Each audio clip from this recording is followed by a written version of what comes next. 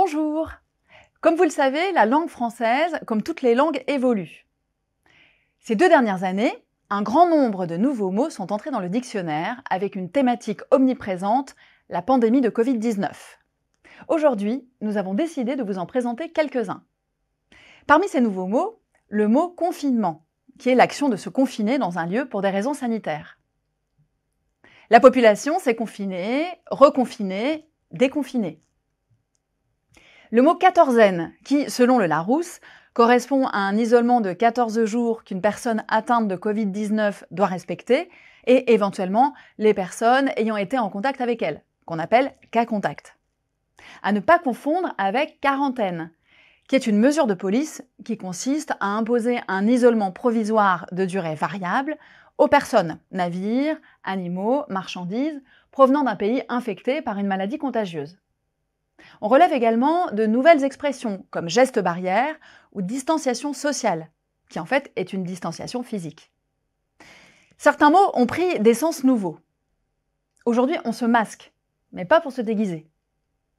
Le mot couvre-feu a changé de sens. Les linguistes nous apprennent que le couvre-feu, qui date du Moyen-Âge, était une précaution contre l'incendie. Depuis le XIXe siècle, c'est une expression militaire.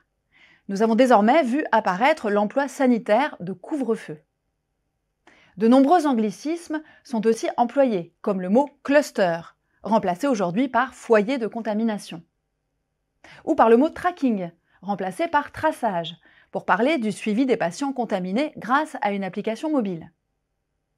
Heureusement, des mots plus ludiques sont apparus dans les usages. Pour un moment de détente, vous prendrez bien un Coronapéro ou un WhatsAppéro ou un Skypéro. Ces mots ne sont bien sûr pas rentrés dans le dictionnaire.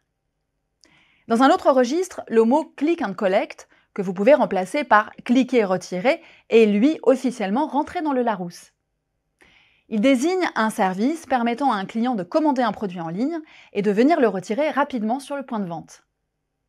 Plus étonnant, le mot « coronapiste » qui désigne une piste cyclable provisoire aménagée lors du déconfinement. Au fait, le mot Covid, masculin ou féminin? Les deux formes coexistent. Si l'Académie française recommande de dire la Covid-19, l'emploi du mot au masculin est courant. Va-t-on oublier tous ces mots? L'avenir nous le dira.